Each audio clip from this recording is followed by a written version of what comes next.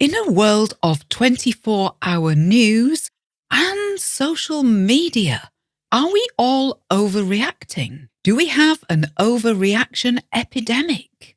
But what if small changes could stop our overreactions? Today, we'll explore ideas and insights from Yale University's Centre for Emotional Intelligence. Ideas on how to stay calm in this world of bad news, social media, and big overreactions. All the while, we'll be helping you build your English skills. At your own steady pace, you'll pick up phrases that we use for overreacting, being emotional, like to freak out or to flip your lid, all while listening to tips on handling your emotions better. So you'll naturally learn idioms for overreaction, losing your cool, making it easier to join the discussion on the news, on social media, in your relationships without, guess what, overreacting. Listening practice with us is a rewarding way to grow your English skills with authentic language, turning difficult topics into comfortable conversations. If you want to understand more about our learning method, we have a free video course called The 7 Rules of Adept English. Learn these rules and you will speed up your learning. You can watch right now for free on adeptenglish.com. So why do we overreact? We'll look at a Yale's experts' 7 tips to stay emotionally balanced, not let our feelings run away from us. From deep breathing to reframing, you'll learn vocabulary about emotions and how we talk about them. We'll cover 2 main points, the overreaction epidemic and then 7 tips to help you handle your emotions better. Let's see how we can respond differently. So, an article was published in Time magazine on the 21st of September 2025. The writer is Mark Brackett, the director of the Yale Centre for Emotional Intelligence. Yale is the famous American university, and emotional intelligence, or EQ, well, it's so named to remind us of IQ, or intelligence quotient. You may be familiar with IQ tests that tell you how clever you are, but EQ, or emotional intelligence, is about being aware of your own emotions and handling them well, something we could all learn to do better. Mark Brackett starts his piece, "Everywhere we look, on cable news, on social media, and in our own backyards, people are in full-on freak-out mode. We rage at TV talking heads, spiral into despair over current events, and we lash out at our loved ones as a result. Full-blown means really intense. And if we're in freak-out mode, that means that we are having over-the-top emotional reactions. It's not the best state, is it?" Mark Brackett continues, "Yes, there are real problems in the world which warrant our attention and which may elicit feelings of anger or anxiety. But here's the truth. While we can't always control what happens, we can decide how we respond to it. And that, in turn, changes everything." That's your more difficult English for practice there.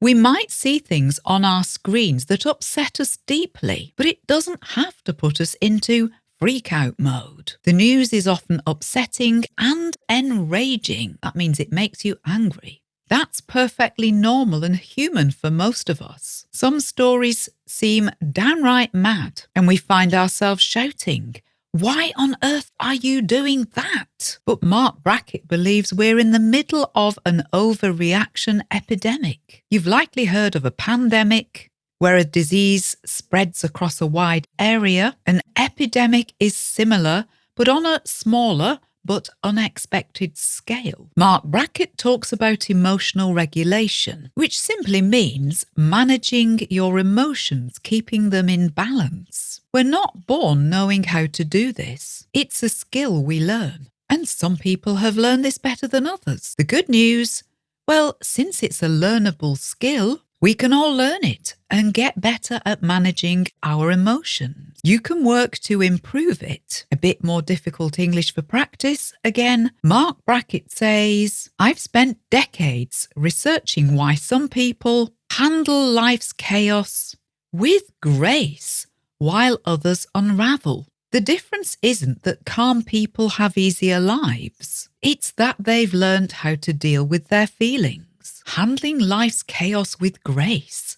That sounds lovely, doesn't it? We all face challenges that stir up strong emotions in our personal relationships as well as when we turn on the news. But the key is whether we manage it gracefully or we unravel. To unravel here means to come apart emotionally. If the kitchen floods or the car breaks down, there's no point shouting and yelling because we're stressed. That doesn't improve relationships. I agree with Mark Brackett wholeheartedly.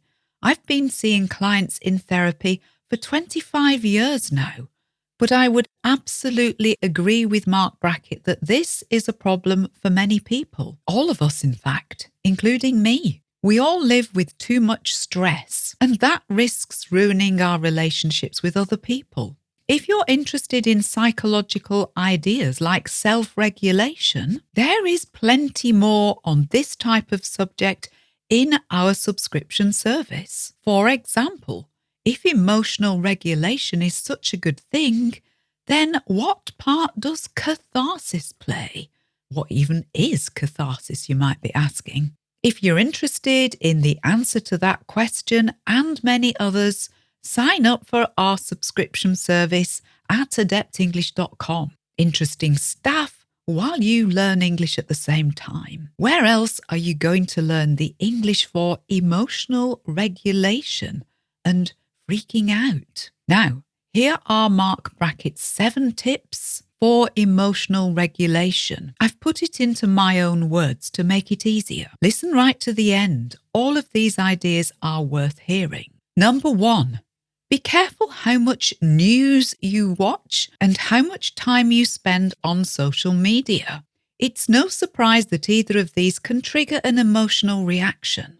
It's meant to, especially the online social media companies. They know that if you feel fear or anger, you'll click on their apps even more. The more worked up you get, the longer you stay, and the greater their profits, the more money they make, and the worse you'll end up feeling. And the news?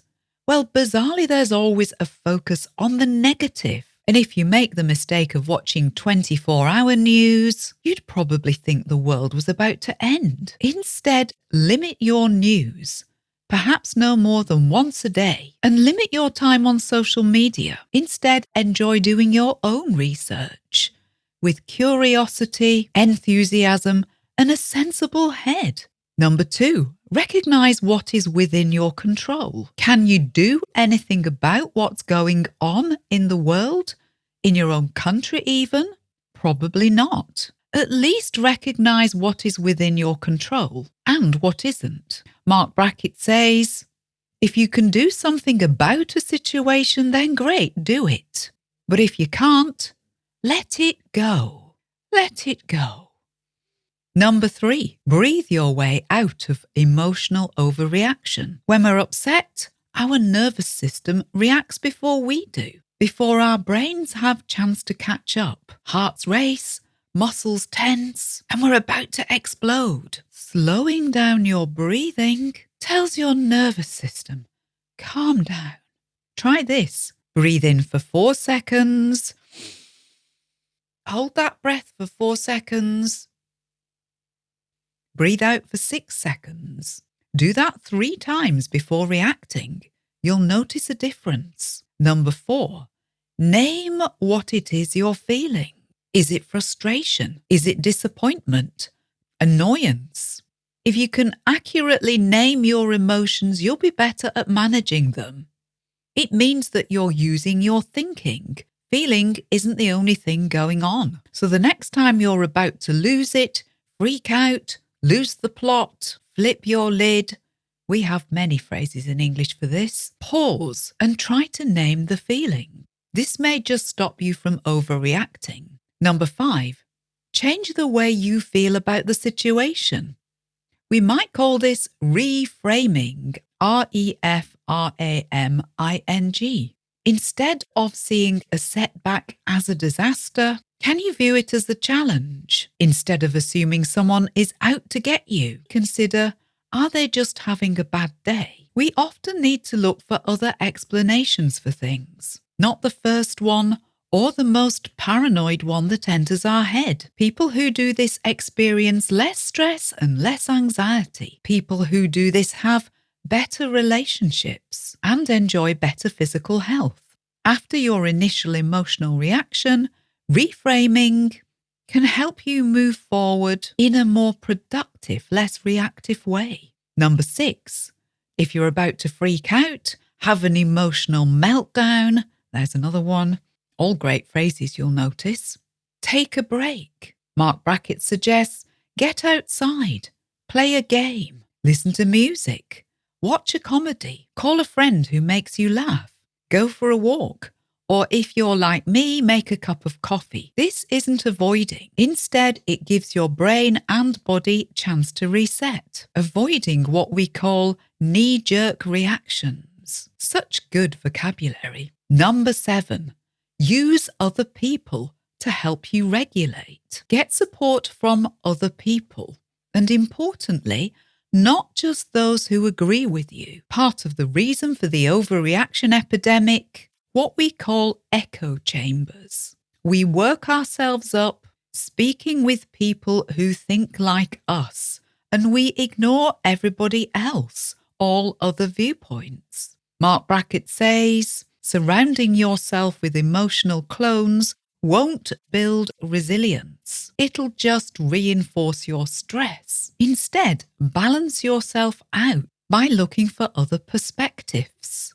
Disagreement isn't dangerous. He finishes, wouldn't life be better if we all stopped making each other's bad moods worse? Ask yourself, can I see this differently? What can I do that's helpful? Then choose wisely. Your future self will thank you, he says.